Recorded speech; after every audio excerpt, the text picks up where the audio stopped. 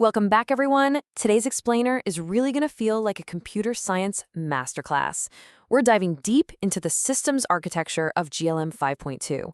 We're going to deconstruct exactly how the engineering team at Z.AI managed to bypass fundamental deep learning bottlenecks to build a true frontier model, all while dealing with some incredibly strict hardware constraints. So, if you're looking to understand the absolute cutting edge of agentic engineering, you're definitely in the right place. All right, here's our syllabus for the session. We'll start with the context in the MOE architecture, then look at how they solved the attention bottleneck.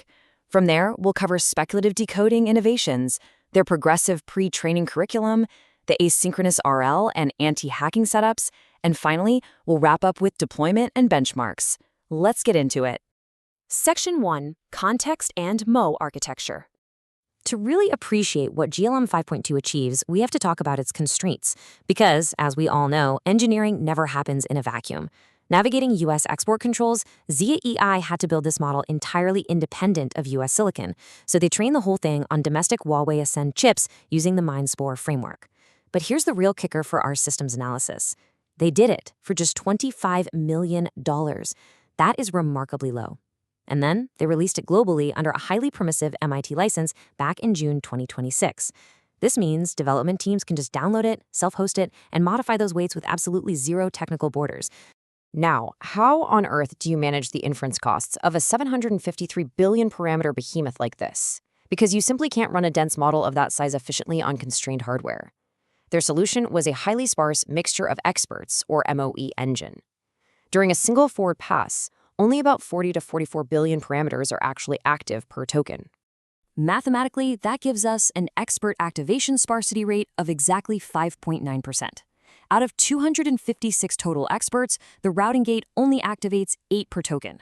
It's an absolutely brilliant architectural choice. It elegantly limits the massive volume of hidden state activations that have to be shuttled across GPUs, saving them from what would otherwise be a crippling internode and internode communication overhead.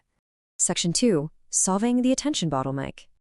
When you're dealing with a 1 million token context window, traditional dense attention has an O(n) squared computational cost. It would literally just crash the system. To get around this, Z.AI used DeepSeek sparse attention. But they didn't just guess how to allocate the layers. They ran a rigorous beam search to find this exact, highly robust sequence of sliding window, the S layers, and full attention, the F layers. This specifically searched pattern dynamically optimizes which historical tokens get retrieved, allowing the system to handle massive contexts without breaking a sweat. But there's still a catch. Scanning every preceding token at every single layer using a Lightning indexer to find relevant scores, that still eats up about 81% of your pre-fill time at long contexts. It's a huge dot product bottleneck. So to fix this, the engineers introduced index share, sometimes referred to as index cache, which aggressively caches and reuses the Lightning indexer across multiple layers. The mathematical flow here is just beautiful. They take the 80 transformer layers and group them into blocks of 4. They compute the top K index just once on the first layer of the block, and then force layers 2, 3, and 4 to totally bypass that computation and just inherit the index. This one trick gave them a massive 2.9 times reduction in per token flops at maximum context length. It's truly a masterclass in algorithmic efficiency. Section 3. Innovations in speculative decoding. Okay, so to speed up generation, modern systems rely on draft models. The problem is, mixing in draft predictions usually degrades the output quality over multi-step generation. It causes a training-inference mismatch. GLM 5.2 fixes this by applying that KV share mechanism directly to the multi-token prediction layers. This forces the draft tokens to attend only to clean, target-computed historical hidden states, which completely eliminates that multi-step degradation. And they took it even further. During reinforcement learning, where target probabilities are constantly fluctuating, they combined KV share with probabilistic rejection sampling and an end-to-end total variation loss objective. They actually call this the bebop paradigm. By putting all this together, they push the speculative acceptance length from a baseline of 4.56 up to 5.47. That's a compounding 20% increase in drafting efficiency, which is absolutely huge. Section 4, Progressive Context Pre-training. Now, you obviously can't just feed a neural network a million tokens on day one, right? That would lead to catastrophic forgetting. Instead, they implemented a progressive, four-stage context curriculum. They gently scaled the sequence length up from 4K to 32K, then to 128K, which is where index share gets introduced, and finally all the way out to 1 million tokens. And this was all carefully distributed across a massive 28.5 trillion token training corpus. What's absolutely crucial here is their strict data hygiene during this curriculum.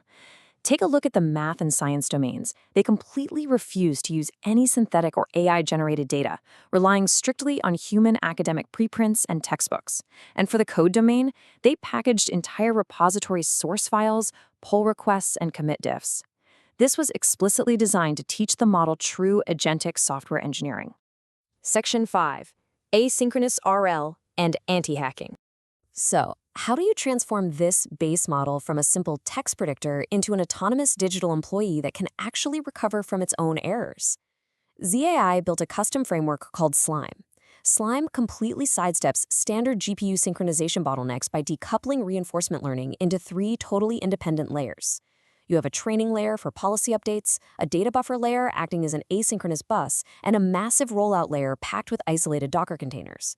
By separating these out, 80% of the wall clock time is devoted purely to those parallel rollout environments where the model is actively practicing its coding.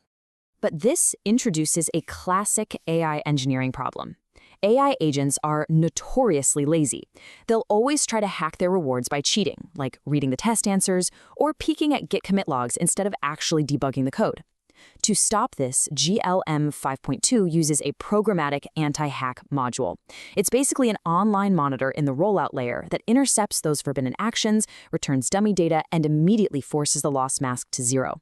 This completely neutralizes the gradient update, meaning the model literally cannot learn those degenerate, cheating behaviors. Section 6. Deployment and benchmark performance. Let's look at the actual results. When benchmarked against the big, closed-source giants, GLM 5.2 holds its ground beautifully.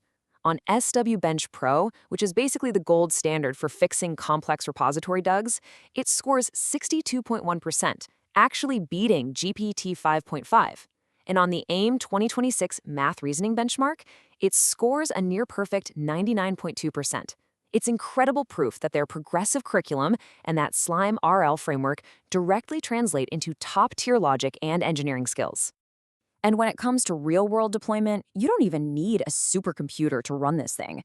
Thanks to Unsloth GGUF dynamic quantizations, developer teams can shrink this massive 1.51 terabyte model down to 1-bit or 2-bit formats, meaning you can literally fit the 2-bit version entirely into the unified memory of a single high-end Apple Mac. You get to preserve the vast majority of its reasoning accuracy, but keep everything running locally and entirely private. Which brings us to a final, really important question to cap off today's masterclass.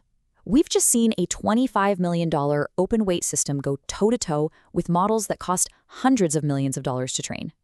As global hardware bottlenecks continue to tighten, will the future of deep learning really belong to closed brute force capital? Or will it be won by the kind of brilliant, open architectural efficiency we'd explored today? It's something to think about as you review your notes. Thanks for joining this explainer, and I'll see you in the next session.